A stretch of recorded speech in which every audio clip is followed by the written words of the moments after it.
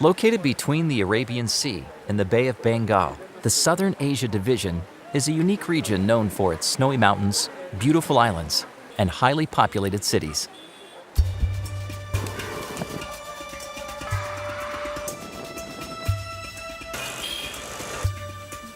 Well-known sites include the majestic Taj Mahal in India and towering Mount Everest in Nepal.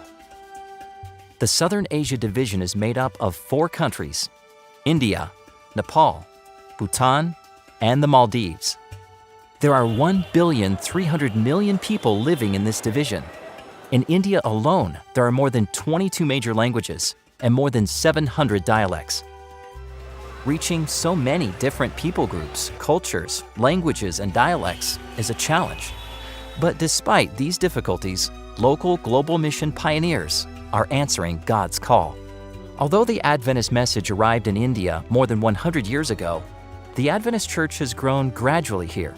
Today, there are some 4,500 organized churches with more than 1.5 million members.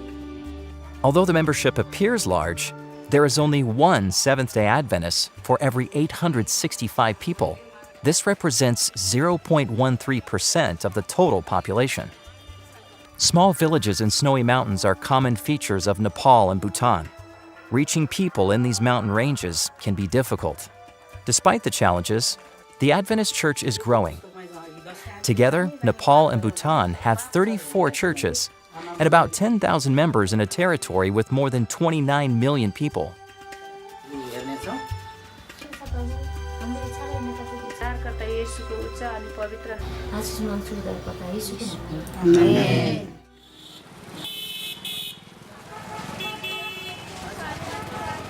India is the second most populated country in the world and has approximately 50 cities with populations larger than 1 million. Here in the middle of crowded markets, busy streets, and hectic lives, the urban environment can be difficult for mission work. Across the country of India, the Adventist Church operates schools, radio and television studios, universities, and a publishing house. The membership in India makes up the majority of the division's total membership. In Pune, Adventists operate a respected educational institution, Spicer Adventist University. There are about 6,000 students enrolled, and many others would like to study here. Spicer not only attracts prospective students from almost every state and territory in India, but also has a student body that represents 29 different countries. Across town is the Oriental Watchman Publishing House in Pune. In operation for more than 115 years, the press publishes materials in 14 Indian languages, as well as literature for Bangladesh, Nepal, and Sri Lanka.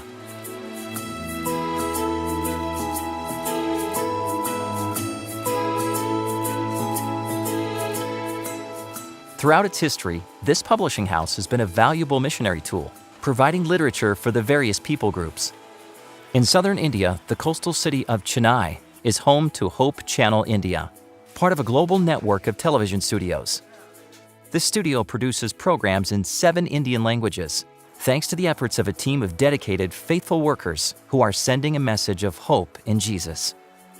In a territory so vast and heavily populated, there are countless mission challenges and opportunities in this diverse region of the world. Please pray for the work in India.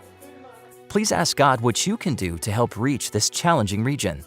Thank you for your support of Adventist Mission. Pastors and missionaries play a special role in the outreach ministry of the Seventh-day Adventist Church, but often it's the dedication of members that makes a difference. Chennai, located in South India, is the 4th largest city in India. A special lady named Fulana lives here, surrounded by neighbors. She has developed a very special relationship with the people of her community. Fulana invests her time in spreading the good news she has learned. She is loved and respected here because she displays great interest in the lives of the people. Fulana takes advantage of every encounter, leaving a Christ-like impression after each meeting. With steady steps, she approaches each person, leaving behind a smile, a prayer, or a pamphlet. This is a living example of Christ's method of ministry. Jesus mingled with people and showed sympathy. He met needs and naturally earned trust before he bid each person to follow him. People from this community and the local church like to visit Fulana on Sabbath afternoon. In this house, they sing a lot of beautiful songs. They pray about their needs and study Bible stories that often provide valuable insight. First-time visitors and regular church members are grateful to read verses that speak about a God who loves them. From simple and friendly visits like these, her neighbors have shown interest in learning about Fulana's Seventh-day Adventist faith. When I sit with people, I allow them to ask questions. They would tell you they are very happy and that the stories help them. I give explanations about the Bible. When I meet them the first time, I don't tell them about the Sabbath. I just tell them about the love of God, how God created them, and how much God likes them. When we are sharing this love with each other, they tell us, "We want to learn so many things." Then lastly they say, "Okay, we are very happy about the thoughts you expressed. Now where's your church? We want to visit and worship with you." During this worship time, people have the opportunity to share about the many challenges they face. It's an informal time for them to ask questions and to find help from God and one another. Through genuine friendship and relationship building, Fulana has successfully led many people to God and to the Advent message. Many have already accepted her faith and chosen to be baptized.